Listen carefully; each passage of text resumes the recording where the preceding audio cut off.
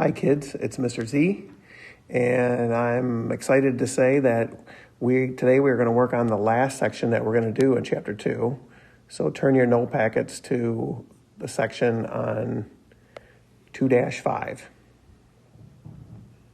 This section is about algebraic proofs, and we're going to use some deductive reasoning to prove some things that you already know how to do.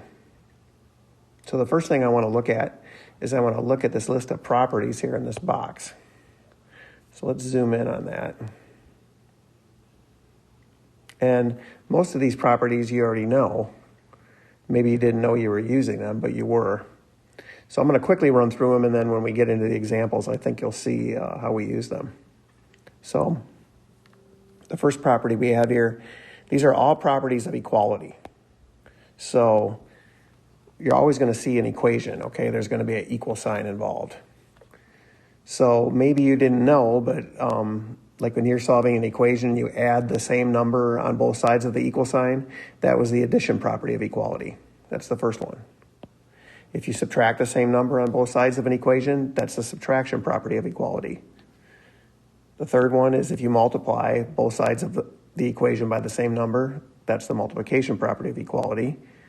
If you divide both sides of the equal sign by the same number, that is the division property of equality. And then we have some here at the bottom that I don't know if you've seen before. The reflexive property, that just says that something is equal to itself. The symmetric property says that we can, if we have A equals B, then B has to equal A. So we can kind of switch things here. Put the right side on the left side and the left side on the right side of the equal sign. The transitive property, I mentioned that very briefly in the last video. That one says if A equals B and B equals C, then A equals C. And that should kind of make sense because if you have two things, A and C, that are both equal to the same thing, B, well then those two things, A and C, would have to be equal to each other. And then the last one is the substitution property of equality. So this one right here, this says that if I know that A is equal to B, then I can replace A with B, or I can plug in B for A anywhere that A is written. Also, please note, I almost forgot to show you this one. I almost cut it off when I zoomed in, is we're also going to use the distributive property. It says that right up there. So those are the properties we're going to use. We're basically going to solve equations, but we're going to have to justify each step that we take with one of these properties that are listed in this box. So let's take a look at example 1.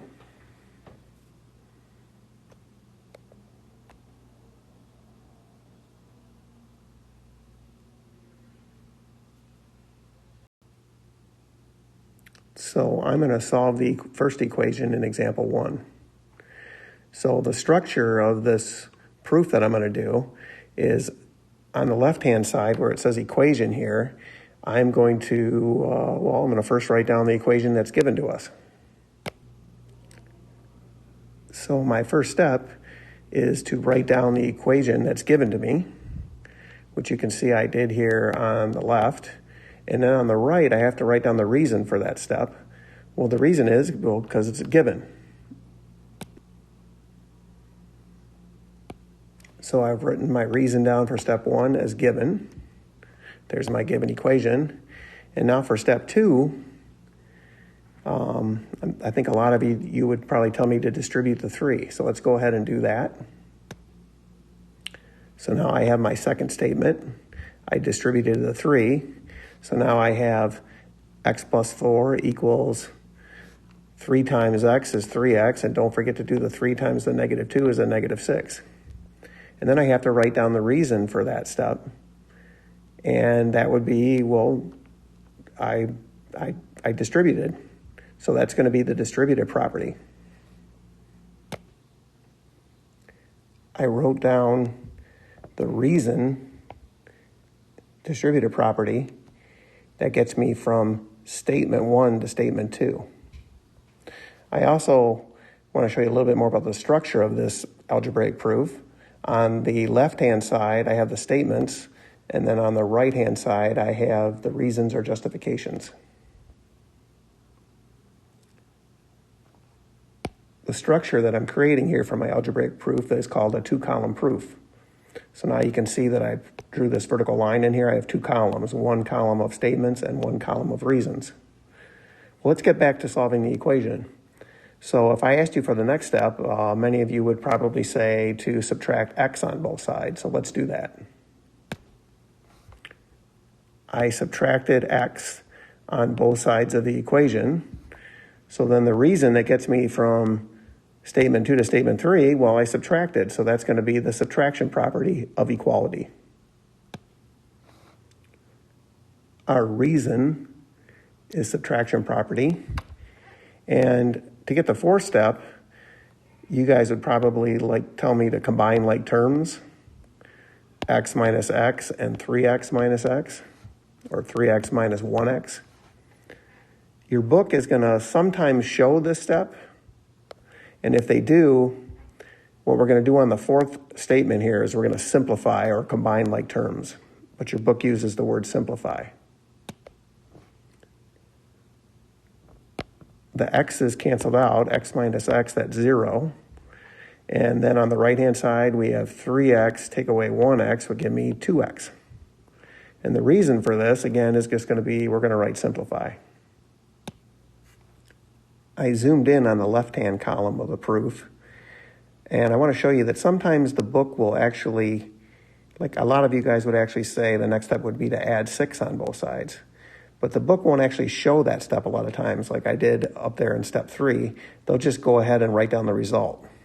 So I'm going to write for step 5, I am just going to add 6 to both sides and not show it. I'm just going to get the result of, if I add 6 on the left-hand side, I have 10, and on the right-hand side, I would just have 2x. Because if I have a minus 6 right here, and I add 6, they would cancel out and make 0.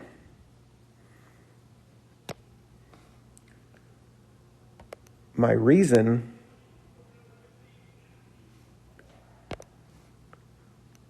for statement 5, well, I added 6 on both sides, so that's the addition property of equality. Now, looking back at the left-hand side, I'm running out of room here, so I'm going to write small. So we would need a statement 6. I think that a lot of you would say, well, we would divide both sides by 2. But we're just going to go ahead and write the result of that. So for statement 6, if we divide both sides by 2, 10 divided by 2 would be 5, and that would equal 2x divided by 2. The 2's would cancel out and just leave me with 1x. So I would get x equals 5. So then you would have to ask yourself, well, how did I get from statement 5 to statement 6? What did I do to get from here to here? Well, to get from statement 5 to statement 6, I divided both sides by 2. So that's the division property of equality. So I'm going to go over here in my other column now. And the reason for statement 6 is going to be the division property of equality.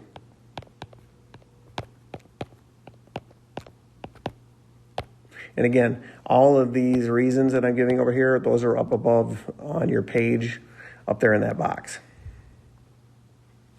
Well, then one last thing we'd probably like to do is we don't really like to leave the variable on the right-hand side and the number on the left-hand side. So a lot of us at this point, again, I'm kind of running out of room here. A lot of us would, I'm going to zoom in, we would want to rewrite this the other way. So we would say, for statement 7, we would say then x equals 5. Well, then you have to ask yourself, what did we do to get from statement 6 to statement 7? Well, we just switched the sides, right? We put x over on the left-hand side, and we took the 5 from statement 6 and wrote over on the right-hand side. So if you look above you in that box, you should see the symmetric property of equality. That allows us to do that. That's how we got from statement 6 to statement 7. And then we need to go over here and write that down. So our last reason in our proof, we have solved for x. So our last reason is going to be number 7, and it's going to be the symmetric property of equality. And there you go. You guys have completed your first proof, your first algebraic proof. Let's solve the next equation. But before I do that, let me write down one more thing. I'm going to go over here on the side. And if you guys have room on your margin, you could write this down. But let me show you a little bit more about the structure of your algebraic proof. This is what you're really doing. They're giving you this equation, and you're going to try to prove that if y plus 4 all over 7 is equal to 3, then y has to equal 17. So this is your given, and the y equals 17. That is what you're trying to prove.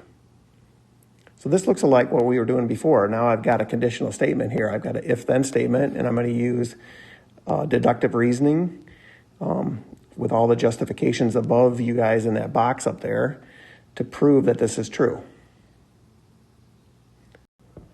So let's solve this equation. So statement 1, we have the original equation, y plus 4 all over 7 is equal to 3. And the reason for that is, well, because that was given to us. Then in the second step, well, I'm going to show 2 different ways to do this. The book is not really consistent. If I asked you guys what's the next step, a lot of you guys would say multiply both sides by 7. So sometimes they'll just show the result of that, but in this case, I'm going to actually show that step. So I'm going to multiply the left side of the equation by 7, and I'm going to multiply the right side of the equation by 7. Well, what did I do? I multiplied both sides by 7, so that's going to be the multiplication. I'm going to abbreviate. That's going to be the multiplication property of equality. All right, well, then the next statement number 3, I'm going to simplify. So how am I going to simplify? Well, over here, the 7 over 7, that's going to cancel out and make a 1. And then the 3 times 7 over here is going to equal 21. So I'm going to write that down. So I've got, if the 7's cancel out on the left-hand side, statement 3, I have y plus 4 equals 21. Well, what did I do? I simplified it. So that's what your book does. When they simplify or combine like terms, they just write simplify. Okay, but then I'm going to show the other way to do it on this next step. So the fourth statement here, well, you guys would probably tell me to subtract 4 on both sides. Well, you could show that, and then you could cite as your reason the subtraction property of equality, but then you'd have to have an extra step like I did above to simplify. But instead, what we're going to do is we're just going to write the result. So we know that we're going to subtract 4 on this side, and we're going to subtract 4 on that side. Well, the result would give us y equals 17. Okay? But again, we're not going to show this part right there. We're just going to say what the result is after I subtract 4 from both sides. And then we have to ask ourselves, well, how did I get from statement 3 to statement 4? What did I do? I subtracted 4 on both sides. So then my reason for statement number 4 is going to be the subtraction. I'm going to abbreviate. Don't just write sub because it could be substitution. I'm going to write subtraction property of equality. Okay? And I ended up with what I had written over here for you guys. Again, we were trying to prove that y was equal to 17, and that's what we did. We ended up with y equals 17. So that's it for that example. Let's move on to the next one. So let's turn to the next page, and then we're on the last page for the Chapter 2 notes. All right, so the first thing we want to look at is we want to look at this box up here. So let me zoom in on that. And we already had these properties on the previous page, but they were properties of equality. In other words, if you look at them again, you had an equal sign in all those properties. This time, it's a congruent symbol. All right? Remember, congruent just means the same. All right, exactly the same figure. So then, these properties that we had for equality, they also hold as properties of congruence. So the reflexive property of congruence is, in this case, an angle is congruent to itself. And then the symmetric property of congruence, this says that segment JK is congruent to segment LM. So then segment LM is congruent to segment JK. What did they do there? Well, they just switched these, right?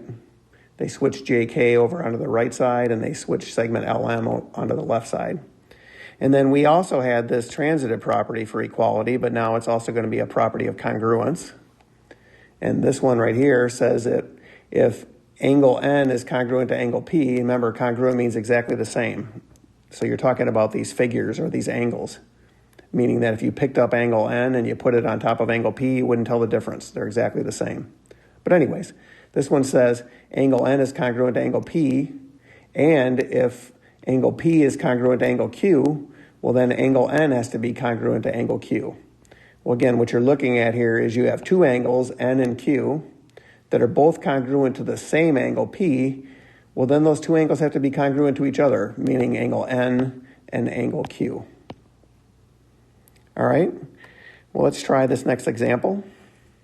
And on this next example, you can see that they've already got the two columns set up for you.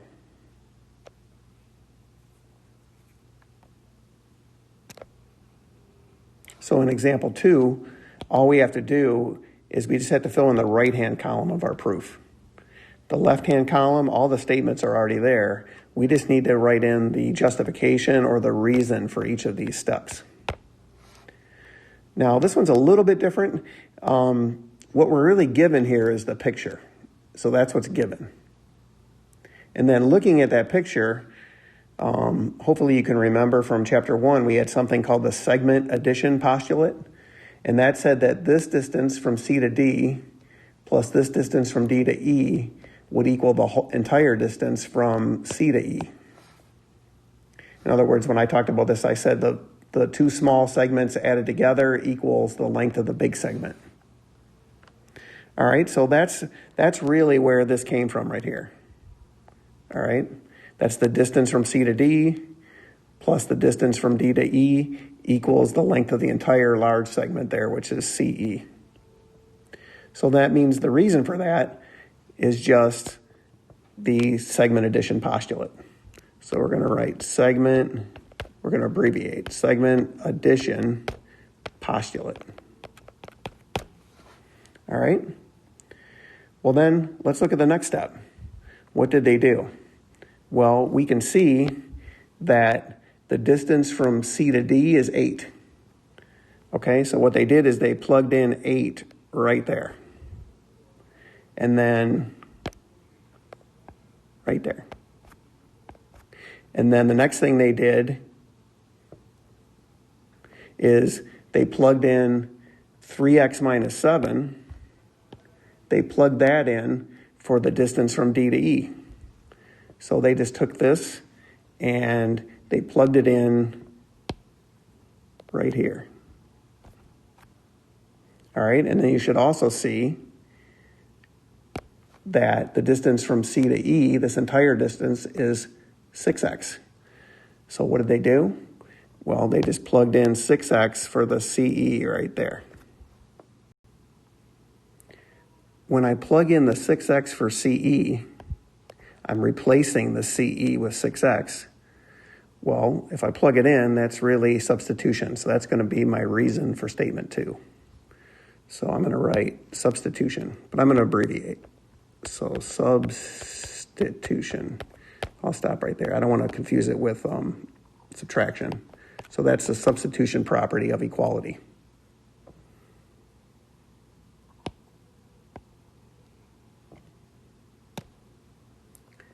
The next step, well, the first thing they did is they dropped the parentheses. If that's a 1 out in front of here and the power up there is 1, we don't need those parentheses, so they just dropped them. And then what they did is they combined the like terms.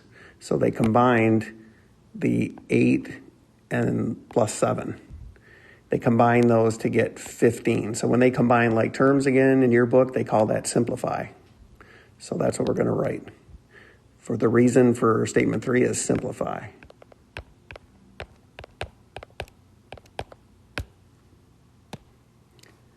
Then you have to ask yourself, well, how did they get from statement 3 to statement 4 here? What did they do? Well, they didn't show it, but what they did is they subtracted 3x on this side, and the 3x's would cancel out and make 0. And then they subtracted 3x on the other side of the equal sign, and they got 6x minus 3x equals 3x. So again, what did they do? They subtracted 3x on both sides of the equal sign. So that's the subtraction property of equality. So that's what we're going to write. So we're going to write subtraction property, and then again, that's of equality. And then looking at the last step here, to get from the 4th statement to the 5th, from here to here, well, you have to ask yourself, what did they do? Well, they divided both sides by 3. Well, then that is the division property of equality. So we're going to write division property of equality. And there we go. So now we got example 2, we got part A done. Now let's take a look at part B. For part B, this is kind of similar to the last proof we did. Again, it starts with a geometry concept, but then it really does become kind of an algebraic proof. So what we have over here on the right is this picture. So in this figure, that's what's given. All right, and then if we look at this first statement over here on the left-hand side of part B, what we're doing is we're really saying that this big angle, so the angle PQR, so the big angle, we'll draw that one in blue. So PQR is this big angle all the way from here to here. All right, we're saying it's the sum of the two smaller angles. We have the angle PQS right here. We'll do that one in green. So PQS is this green angle. And then we also have this angle, this small angle SQR. And we'll do that one in red. That is this angle right here. From there to there. So what does this statement right here really say? It really says that if you take the two smaller angles and add them together, you get the large angle. So it's saying that the green angle in the picture plus the red angle is equal to the whole thing, or the large angle, which is the blue angle, angle PQR. Well, then you have to remember back from chapter 1, that was called the angle addition postulate. So that's going to be our reason for statement 1. So we're going to write angle addition, I'll abbreviate that, postulate. Then how did they get to statement 2 right here? Well, what they did is they plugged in 2x for the measure of angle PQS. Well, you should be able to see that that was given right here in the picture. And then they plugged in the quantity 4x minus 12 for the measure of this angle, SQR. So that's the red angle right here, and that was given. And then they plugged in 90. So they plugged in 90 right here for the measure of angle PQR. And that's the big angle from P to Q to R. That's the blue angle I drew. Well, how do you know that's 90? Well, you've got to look on the picture very carefully, and you should see that right here is the 90 degree. You see that little squared off corner? That's your 90 degree angle symbol. So you should have been looking for that right there. All right, so what did I do? Well, I I plugged in what was given for each of these angles. It was given on the picture. Well, if I plug it in, or if I replace the measure of angle PQR with 90, that's substituting. So my reason is going to be substitution. So I'm going to write substitution property of equality. All right. Well, what did they do next? Well, kind of very much like the last one. If we have a 1 out in front of this parenthesis right here, again, the parentheses were really meant to show you what they were plugging in for the measure of angle SQR. But again, if we have a 1 out in front of that parenthesis and we have 1 up there as a power, then we can just drop those parentheses. So they just dropped them, and then they combined the 2x. They combined the 2x plus the 4x. That's how they got the 6x. Well, again, when they're combining like terms in your book, they just call that simplify.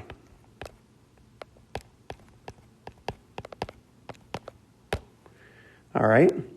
And then the next step, again, they're not showing what they did. Now, you guys know what they did here is they added 12 here and they added 12 there, okay? And then these canceled out and made a 0, and then 90 plus 12 gave us 102. But again, they're using that technique again in your book where they don't show you that. You just have to look at this and you have to say, well, how did I get from statement 3 to statement 4? Well, how did I get from here to here? I added 12 on both sides. So then you're just going to write addition property of equality. All right, we're almost there. Again, now you have to ask yourself, well, how do you get from statement 4 to statement 5? Well, hopefully you can see what they did is they divided both sides by 6. So if you divide the right side by 6, 6 divided by 6 would be 1, and you'd get 1x on the right-hand side. And then if you take 102 divided by 6, you get 17. So what did we do? Well, we divided. So we're going to write division property of equality. And then we're almost done. The last step, well, for the last step, you should see again, all they did was they don't like to write the answer with the x on the right-hand side. They like to have it on the left-hand side of the equal sign. So all they did was they switched these two sides, right? So 17 in this statement was on the left side of the equal sign. Now it's on the right. The x was on the right. Now it's on the left. So whenever they do that, that is going to be, again, if you were looking at that box from the previous page, that is the symmetric property. So we're going to write symmetric property. In fact, I'm going to abbreviate this one too. So it's a symmetric property of equality. And there you go. So we got B done. So hey, we only got 4 to go here. All right, so we just got C, D, E, and F, and we're all set. So I zoomed in on our last 4 examples. And what we have to do, we have to identify the property that justifies each statement. So what we're going to do is we're going to try to look for what takes us from the left-hand side to the right-hand side. All right. Now this is set up as a conditional statement, an if-then statement again, but what we're looking for is what gets us from here to here. What changed? So if you look at this one, what changed is I think you can see that they switched these. Okay. So they moved angle ABC onto the right-hand side of the congruent symbol, and they move DEF from the right side over to the left side of the congruent symbol. And whenever they switch them like that, when they switch these, that's the symmetric property. Now, technically, it's got a congruent symbol in here, so that would be the symmetric property of congruence. But for us, I'm just going to be happy if you write symmetric property. So I'm just going to abbreviate that. So I'm just going to write symmetric property. In part D, what this statement says, if you read it, it says angle 1 is congruent to angle 2, and angle 2 is congruent to angle 3, so angle 1 is congruent to angle 3. Well, that one right there, that's in the box above you there on the page that I'm not going to scroll up there, but you guys can look up on your page. And what you're saying here is two angles, these two, if they're congruent to the same thing, then they got to be congruent to each other. All right. So two angles congruent to the same angle have to be congruent to each other. So angle 1 is congruent to angle 2, angle 3 is congruent to angle 2, therefore angle 1 and angle 3 have to be congruent to each other. And that is the transitive property. Now it's for congruence, but again, if you just write transitive property, that'll be fine. So I'm going to abbreviate this too. So I'm going to write transitive, I guess I'll write this one out. So transitive property. Again, it would be of congruence. For part E, again, what we're going to do is we're going to look at what changed. What changed from here? So from here, what changed to get to here? All right, and for this one, I'm going to draw it out like it would look like if it was in a proof. Maybe that'll help you see the structure a little better. So this is what it would look like more in a proof. Again, I just kind of randomly made up that this was statement 3. So statement 3 is the left-hand side of this. It's the if part. That's statement 3. And then below it here would be statement 4. That's from the then part of this statement. And then so what you're trying to ask yourself is, well, how did you get from statement 3 to statement 4? And again, I just randomly made up these statement numbers. So how did you get from here to here? Well, what you should see again is that they just switched these, right? FG is now on the right. In this statement, HJ was on the right and now it's on the left. All right. So if I read this to you again, this says the distance from F to G equals the distance from H to J. This one says the distance from H to J equals the distance from F to G. Well, what's the reason for that? That's what would go in right here. All right. Well, hopefully you recognize that that's a symmetric property again. So let's write that in.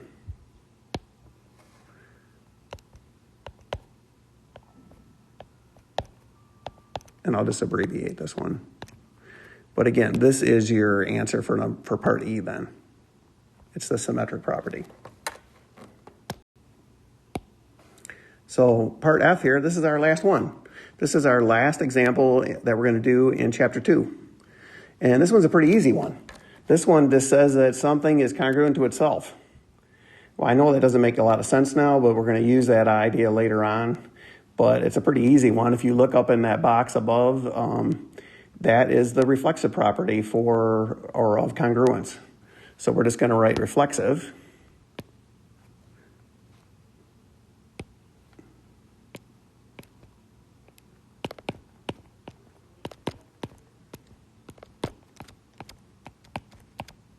So that is the reflexive property. And that's it. We're done. So again, thanks for watching, and you guys take care. I'll see you in class soon. Bye.